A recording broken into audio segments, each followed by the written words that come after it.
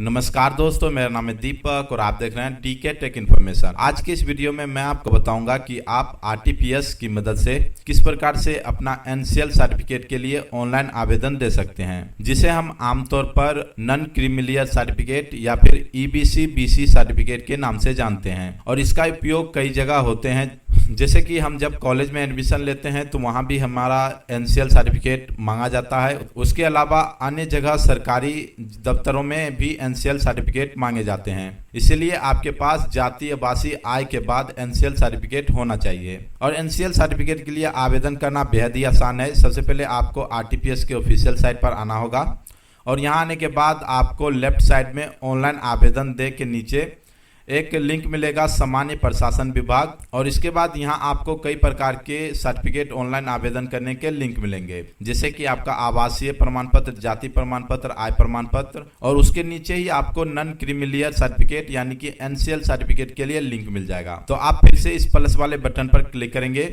इसके बाद यहाँ से आपको 3 लिंक मिलेंगे। आप जिस भी स्तर से अपना सर्टिफिकेट ऑनलाइन आवेदन करना चाहें कर सकते हैं, जैसे कि सबसे पहला है अंचला स्तर से, उसके बाद अनुमंडल स्तर से और उसके बाद जिला स्तर से। तो आमतौर पर जो सर्टिफिकेट बनते हैं वो अंचल स्तर यानी कि ब्लॉक स्तर से बनते हैं। तो मैं अंचल स्तर पर क्लिक कर देता हूं। इसके बाद आपके विंडो में एक नए पेज ओपन होंगे। इसके बाद यहाँ आप देख सकते हैं कि यहाँ फॉर्म IX यानी कि एनसीएल का जो ऑनलाइन आवेदन का फॉर्म है वो ओपन हो चुका है, और इसमें आप अपना डिटेल भर के आसानी से इसे ऑनलाइन आवेदन दे सकते हैं। मैं यहाँ पर थोड़ी देर में आपको इन सारे फॉर्म को फिल करके भी बताऊंगा, लेकिन यहाँ पर मैं आपको एक बात बताना चाहता हूँ कि यदि आप एक ही प्रमाण पत्र को आवेदन करना चाहते हैं तो आप इस माध्यम से कर सकते हैं। और यदि आपको कई प्रकार के सर्टिफिकेट ऑनलाइन आवेदन करने होते हैं तो आप जो है आरटीपीएस में अपना खुद का यूजर आईडी और पासवर्ड क्रिएट कर लें। और यदि आपको पता नहीं है कि सर्विस प्लस यानी कि आरटीपीएस में किस प्रकार से यूजर आईडी और पासवर्ड क्रिएट किया जाता है, तो आपको आई बटन में एक वीडियो का लिंक मिलेगा और आप उस वीडियो को देख सकते हैं और देख करके आप आसानी से सीख सकते हैं कि आप यूजर आईडी और पासवर्ड को किस प्रकार से आरटीपीएस में क्रिएट करेंगे। तो हम अपने आईडी के थ्रू यहाँ लॉगिन बना लेते हैं, क्योंकि हमें कई सारे सर्टिफिकेट ऑनलाइन आवेदन करने होते हैं। और इसके बाद हम इसे लॉगिन कर लेते हैं।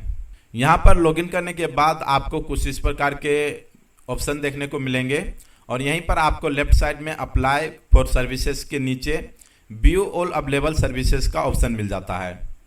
आरटीपीएस के अंदर यूजर आईडी और पासवर्ड क्रिएट करने का एक और बेनिफिट मिलता यह है कि हमें एक ही साथ कई प्रकार के सर्टिफिकेट ऑनलाइन आवेदन करने का जो लिंक है वो एक ही जगह मिल जाते हैं। तो हमें ज़्यादा मेहनत करने की ज़रूरत नहीं होती है, बस आपको उसे फाइंड करना है और आपको अपना सर्टिफिकेट ऑनलाइन आवेदन करना है। यहाँ आप देख सकते हैं एक पूरा लिस्ट ओपन हो चुका है, और issues of non creamy layer certificate DM level, RO level और एसडीओ लेवल। तो आप किस लेवल से अपना सर्टिफिकेट ऑनलाइन आवेदन कर सकते हैं वो आप कर सकते हैं। तो मैं आरओ लेवल से ही अपना सर्टिफिकेट ऑनलाइन आवेदन करूंगा, और जब आप इस लिंक पर क्लिक करेंगे तो सेम आपको इसी प्रकार के फॉर्म देखने को मिलेंगे। इन दोनों प्रक्रिया में कोई भी अंतर नहीं है, बशर्ते यदि आप एक से ज़्यादा फॉर्म को आवेदन कर रहे हैं, यानी कि आपको बार बार आवेदन करना होता है, तो आप आरटीपीएस में अपना यूजर आईडी जरूर से क्रिएट कर लें। तो यहाँ पर भी आपको उसी प्रकार से फॉर्म देखने को मिलेगा। इसके बाद आपको एक और बात का ध्यान देना है कि सबसे पहले आवेदन देने से पहले आपको कौन कौन से डॉक्यूमेंट लगेंगे वो मैं यहाँ पर आपको बता देना चाहता हूँ। तो यहाँ पर एक शपथ प्रमाण पत्र लगता है, जिसे हम XBIIB फॉर्म कहते हैं, और इसका जो लिंक है उसे मैं डिस्क्रिप्शन पार्ट में दे दूंगा। तो सबसे पहले आप इस फॉर्म को प्रिंट आउट कर लेंगे, और प्रिंट आउट करने के बाद आपको कुछ इस प्रकार से फॉर्म को भर लेने हैं। जैसे कि यहाँ पर आपको अपना नाम बताना है, उसके बाद आप अपने पिता का नाम लिखेंगे, और इसके बाद आप अपना एड्रेस को इंटर करेंगे, और यहाँ पर आप जिस भी समुदाय के अंतर्गत आते हैं उस समुदाय को इंटर करेंगे, और उसके बाद यहाँ से आपको अपना सिग्नेचर कर देना है। तो इसी प्रकार से सेम प्रक्रिया से आप अपना फॉर्म को फिल कर देंगे, और फॉर्म को फिल करने के बाद आपके पास जाति प्रमाण पत्र, आवासीय प्रमाण पत्र और आय प्रमाण पत्र, ये तीनों प्रमाण पत्र होने ही चाहिए, तभी आप एनसीएल सर्टिफिकेट के लिए अपना ऑनलाइन आवेदन देंगे। और यदि आपके पास जमीन का रसीद है या फिर जमीन का किसी भी प्रकार का विवरण है तो उसे भी आप इसमें अटैच कर सकते हैं। और याद रखेंगे कि ये जो जितने भी फोल्डर होंगे ये सभी आपको पीडीएफ फोल्डर में क्रिएट करके रखने हैं, क्योंकि इसे पीडीएफ में भी अपलोड करना होगा और हर पीडीएफ फोल्डर को आपको 200 KB के अंतर्गत रखने हैं। और यदि आपको पता नहीं है कि आप किस प्रकार से इसे पीडीएफ में कन्वर्ट करेंगे तो आपको आई बटन में एक वीडियो का लिंक मिल जाएगा और उससे आप अपने डॉक्यूमेंट को तैयार कर सकते हैं बड़े ही आसानी से। अब हम इस फॉर्म को भरना स्टार्ट करते हैं। तो सबसे पहले यहाँ आपको पूछा जा रहा है कि क्या आपके पास पहले से ही प्रमाण पत्र अवेलेबल हैं। तो यदि आपके पास पहले से ही एनसीएल सर्टिफिकेट है तो आप हाँ पर क्लिक कर दें, नहीं तो इसे ऐसे ही रहने दें। इसके बाद यहाँ से आपको अपना लिंक यानी कि जर्नल को बताना है।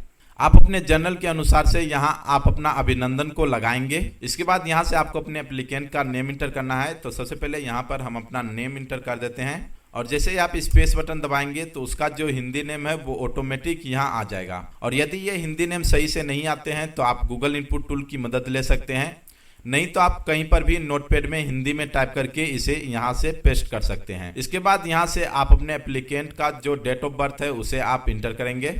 डेट ऑफ बर्थ इंटर करने के बाद यहाँ आपको अपना आवासीय पता देना है और ये जो पता होगा वो आपके आवासीय प्रमाण पत्र के अनुसार से ही होना चाहिए। तो आप इस बात का ध्यान रखेंगे और आप अपना जो एड्रेस है वो ध्यान से भरेंगे।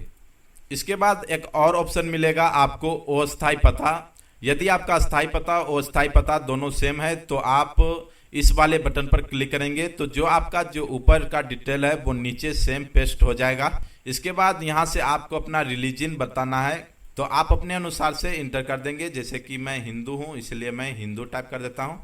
इसके बाद यहाँ से आपको अपना कास्ट को सिलेक्ट करना है और इसके बाद आपको अपना जाति बताना है। ये भी आपके जाति प्रमाण पत्र के अनुसार से होना चाहिए। यदि आपका जाति का कोई उपजाति है तो उसे भी आप इंटर कर सकते हैं। इसके बाद आपको अपना प्रोफेशन यानी कि पेशा को बताना है। अब आपके जो फादर का नेम है उसे आप इंटर करेंगे। यदि आप किसी महिला का आवेदन कर रहे हैं तो उसका जो हस्बैंड का नाम है उसे भी आपको यहाँ इंटर कर दें, नहीं तो आप इसे ऐसे ही छोड़ दें। और उसका जो मदर का नेम है उसे भी आपको इंटर करना होगा। इसके बाद आप अपने आवेदक का जो मोबाइल नंबर है उसे इंटर कर दें। मोबाइल नंबर इंटर करने के फायदे हमने पिछले वीडियो में भी बताया था कि मोबाइल नंबर इंटर करने के बाद आपको एक SMS मिल जाता है जब आपका प्रमाण पत्र तैयार हो जाता है। उसी प्रकार से यदि आप चाहें तो ईमेल एड्रेस को भी यहाँ इंटर कर सकते हैं ताकि जब आपका प्रमाण पत्र बन जाए तो आपको ईमेल के जरिए उसका रिसीविंग मिल जाए। इसके बाद यहाँ से आप देख सकते हैं यहाँ आपको 12 नंबर में अभिभावक या फिर माता पिता का जो अस्थायी पता है उसे इंटर करना है। हालांकि इसे इंटर करना कोई ज़रूरी नहीं है। इसके बाद यहाँ से आपको कई प्रकार के फॉर्म भरने होते हैं। तो यदि आपके माता पिता किसी नौकरी में हैं तो आप इस फॉर्म को भर सकते हैं, नहीं तो आप इसे ऐसे ही छोड़ दें, इसे भरना कोई ज़रूरी नहीं है। इसके बाद यहाँ से आपको अपना जमीन का विवरण देना है कि आपके पास कितने एकड़ में जमीन है। इसके बाद आपके पास कितने सिंचित जमीन है, इसे आप डिसमिल में एकड़ में इंटर कर सकते हैं, नहीं तो आप इसे भी ऐसे ही छोड़ सकते हैं। इसके बाद सबसे यहाँ इम्पोर्टेंट चीज है आय। तो यहाँ से आपको अपना आय को इंटर कर देना होगा। आपका जो आय है वो आय प्रमाण पत्र के अनुसार से होना चाहिए। तो हम अपने आय प्रमाण पत्र के अनुसार से हम अपना जो आय है उसे इंटर कर देते हैं।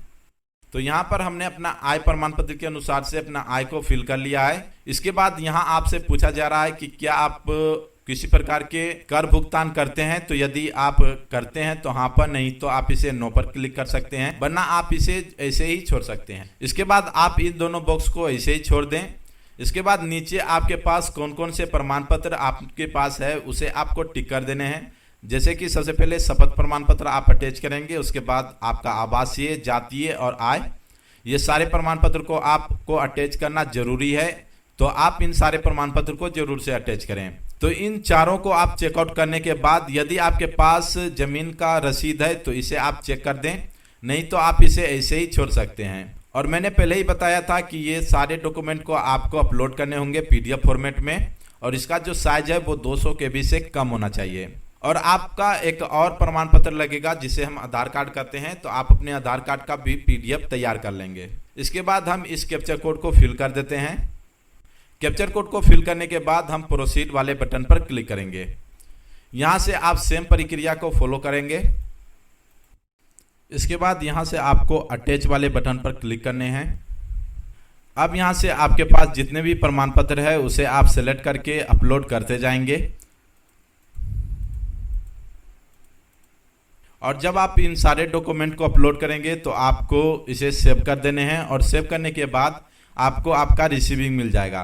हालांकि मैं इस प्रमाण पत्र को नहीं अभी भरूंगा क्योंकि हमें अभी एनसीएल सर्टिफिकेट नहीं चाहिए, क्योंकि हमने पहले से ही एनसीएल सर्टिफिकेट के लिए ऑनलाइन आवेदन दे रखा है। इसके बाद यहाँ से आपको अपना एप्लीकेशन का पूरा विवरण को देख लेना है और इसके बाद आप फाइनली इसे सबमिट कर दें। सबमिट करने के बाद आपको आपका जो रिसीविंग है वो आपको मिल जाएगा। इसके बाद आपको यहाँ से एनसीएल का रिसीविंग मिल जाएगा, जिसे आप पीडीएफ फॉर्मेट में डाउनलोड करके रख सकते हैं। तो हमने बड़े ही आसानी से एनसीएल के लिए अपना आवेदन दिया। इसी प्रकार से आप आरटीपीएस की मदद से अदर सर्टिफिकेट के लिए भी अपना आवेदन दे सकते हैं। यदि आपको इस वीडियो में कुछ भी कन्फ्यूजन हो तो आप हमें कमेंट कर सकते हैं, मैं उसे जल्द से जल्द रिप्लाई करूंगा और आशा करता हूं कि हमारे द्वारा दी गई जानकारी आपके लिए यूजफुल रहेगा। Thank you for watching this video. जय हिंद, जय भारत।